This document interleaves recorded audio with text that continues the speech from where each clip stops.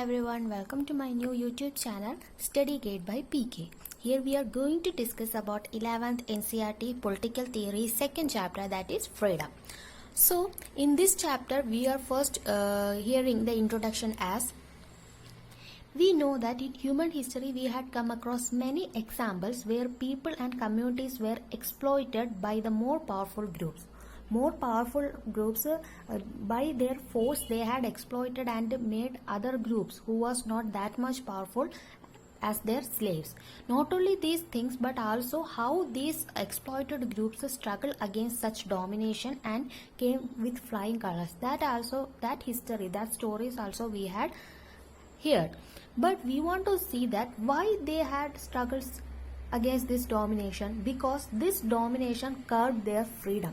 Their freedom was denied in this domination. That's why a person who want to lead a dignified life should possess freedom as the first priority. So if the freedom is not there, how they can possess a dignified life? Everyone need freedom. So when this domination come against them, their freedom was not there. That's why they had struggled, and this struggle is not simple. In this struggle they might lose their life also. So we know that for an individual, if you are asking what is freedom, they might say that it is the desire of that individual to control their own life. They should decide what they want to do. They should decide where they want to move. They should decide what job they want to get. They should decide what destinies they want to choose. So all the activities which a particular person is doing should be decided by him or herself. That is known as freedom for a particular individual. But at the same time, for a society, it means the independence and wish to protect their culture and future. Total independence of a society is freedom for that society. That would help to nurture and protect their culture and future. So we know that there are many people who are living in a particular area, or the society consists of many people whose interests and ambitions are varying. So if we are moving on to this chapter, we will study about some of the great leaders such as Nelson Mandela, Aung San Suu Kyi, etc., who had struggled so hard to get their freedom. We know that there exists a discrimination based on skin color in South Africa that was known as apartheid. And against this discrimination, Nelson Mandela and many of the people in those South Africa had led great struggles in which they want to face many humiliations, hardships and police brutality. If we are taking the example of Nelson Mandela alone, we would find that he had spent about 28 years of his life in jail. You might know that during the youth, if you are saying this 28 years of one person is that much cost he is sacrificing for getting freedom, which is the basic right of every person. So due to the domination of the powerful group, the so-called white in South Africa, they were curbed their freedom. That's why for getting freedom they had struggled so hard, and Nelson Mandela wrote all his struggles for that freedom in his book, that is Long Walk to Freedom. Next, if we are taking an example, we can move to Myanmar, where we know her. It is a lady known as Aung San Suu Kyi. She was in house arrest in Myanmar, where she was separated from her children. She was not able to visit her husband, because if she moved to visit her husband in England, she was having a fear that she cannot come back to Myanmar. So she was under house arrest. It was also a type of denying freedom of that particular lady. What she is saying that the most harmful enemy of every person is fear. Fear is the real enemy of every person. If we are overcoming the fear, then we are gaining the ultimate freedom. First of all, we need freedom from fear, according to Aung San Suu Kyi. She had written a book known as Freedom from Fear, and it consists most of essays. So she says that if we want to live with a dignified life, first of all we want to overcome this fear. We want to get the freedom from fear.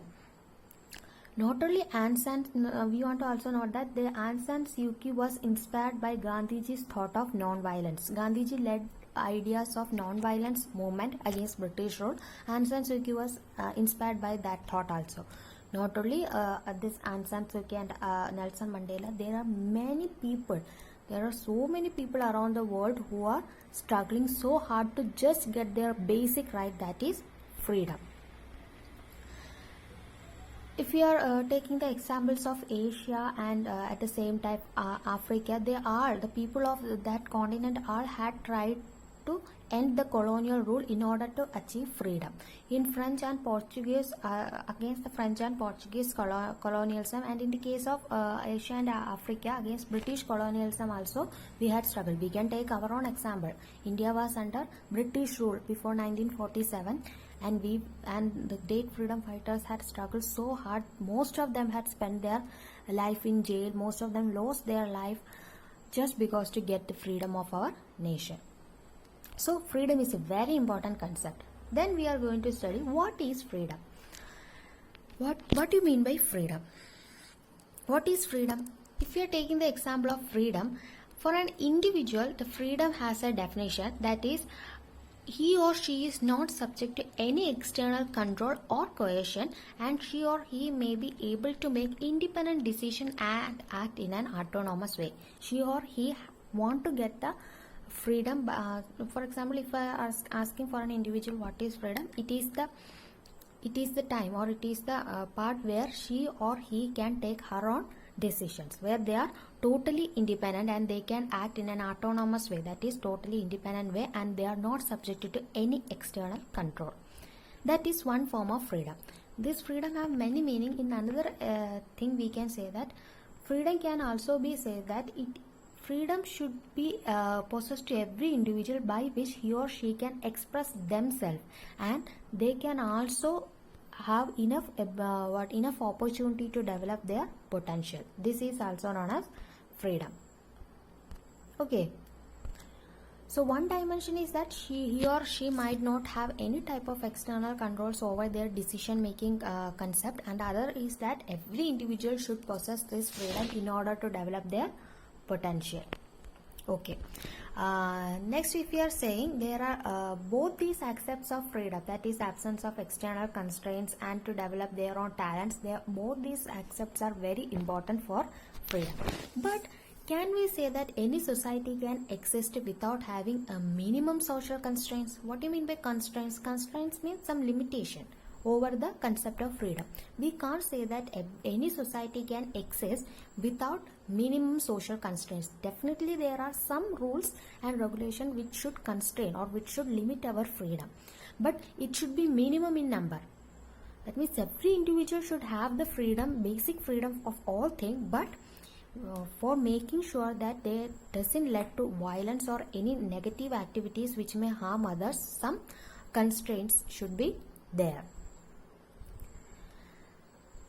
So in a society, if we are taking, no individual can enjoy freedom with the total absence of restriction or constraints. Total absence of restriction or constraint cannot be exist in any society. Definitely it is necessary that some of the social constraints which are having backup of laws or which are enforced by law should be there. We can't remove it as a whole.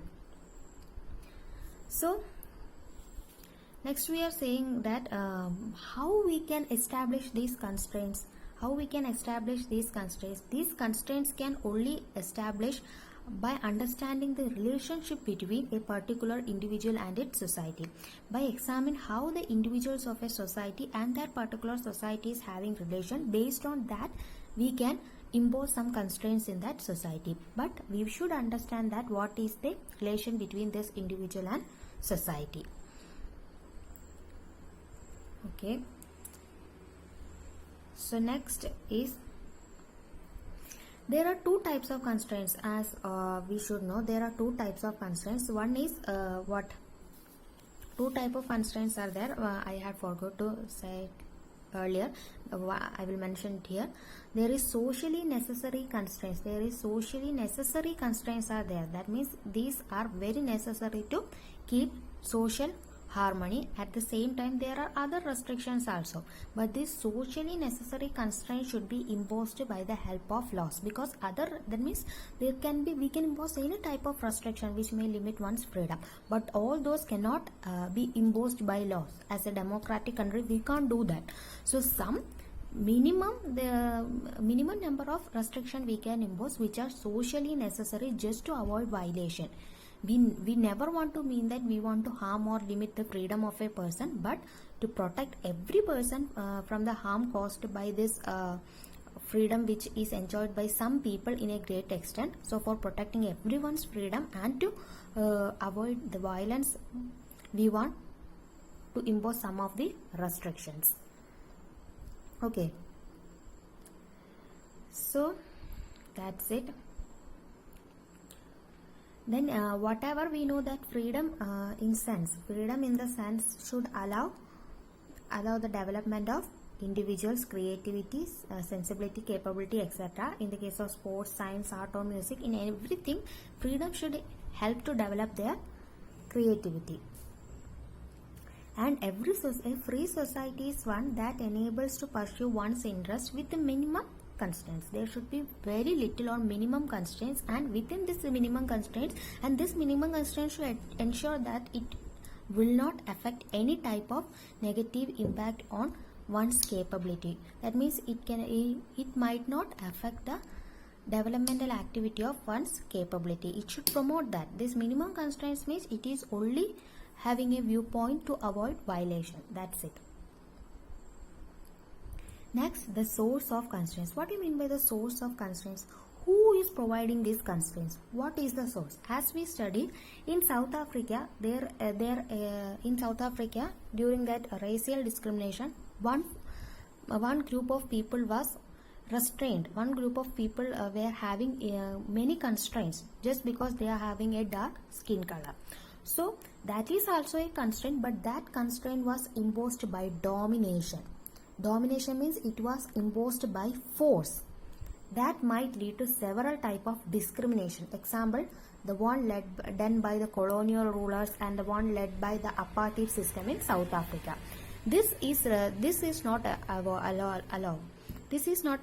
We can't accept this type of restriction which is happening due to domination or by force.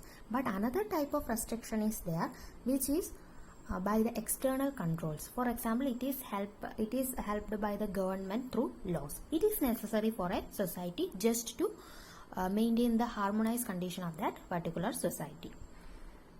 Okay, why we are saying this democratic form of government is the important means by which we can protect the freedom of people, because in democratic form of government, although the government impose some constraints on the freedom of individual, at the same time individual also have the freedom to question the government. If some constraints are imposed additionally, the citizens have the freedom to question the government. So here the rulers are also subjected to some control over them, and this control is done by the members of the state. So in democratic one, the vice versa controlling is taking place. Not government can impose anything which they demand. But in the case of domination or in colonial rule, in racial discrimination system, all things are imposed just by the dominating group. It is not allowable. Not only this type of constraints, in some social sectors, the so-called lower caste is also discriminated due to their caste. So this in social sector, in this type, some of the lower caste is also having more restraints in the society. So due to that social concept, inequality exists. At the same time, in economic sector also inequality might exist. There are poor section, there are rich section, some are not getting basic needs also. So there also this inequality, some freedoms are getting constrained. So in social sector and due to the caste system, and in economic sector also this inequality might be exist. Okay, next is the thing which is why do we need constraints? Why do we need constraints? Definitely we cannot live in a world where there is no constraints. There should be some constraints, but the constraints, why these constraints we are imposing? I had already said that in a society, different people having different mind are living, and in everyday life we are coming across different types of fights. For example, during the driving on roads, fighting over parking spaces, quarrels over housing and lands. The people are having different views. Some are not agreeing with others. This may lead to quarrel. Okay, the people are having different views, that is acceptable, but in a society to be harmonized enough, it cannot lead to violations or it cannot lead to violent activities, violence. That why it might be cause loss of lives. So to protect everyone's freedom, there must be some constraints, and that constraints should be minimum also, and it never want to seen as an obstacle in the life of others in order which might never help them to develop. So these constraints should be minimum, and it also want to make the people to understand that it will help them to develop their potential, and these constraints are imposed just to make the people understand that as everyone is having freedom, the others also possess the same kind of freedom, and we should respect their views also. That's why these constraints are necessary. For example, if we are taking, if we are believing in a particular religion, or if we are having a particular belief, and other people are believing in other thing, if we think that they should also believe in our thing, we may enforce them to believe in. This cannot be happened. How we can enforce others to believe in our point of view? May our point of view will be correct, or may their point of view is correct. How we can enforce them to have believe in our point of view? It cannot be done. So by legal and political constraints, by legal and political restriction, it ensures that the difference may be discussed and debated. Okay, there must be difference, and we may not agree with that difference, but we can debate and discuss about the difference. But we cannot force anyone. We cannot force anyone to anyone to believe in our beliefs by harassing them or by attempting to bully them. We can't enforce anyone. Their freedom should also be protected, and this is done by the constraints. So the important question here is that how we can identify which constraint on freedom is justifiable and necessary, and who might take care of this, that the others are not. Others' freedoms are not others' freedom are protected. Who might take that responsibility? So which constraints are necessary for a society, and who should take care of that? These are some of the questions we should discuss. Not only that, we should discuss that in our life there are some areas where individual can decide freely. No external constraint should be there. What are those things? So this is the first part. In next part we will complete the balanced portion of the second chapter. Thank you. If you like my video, do not forget to like, comment, share and do subscribe. Thank you all.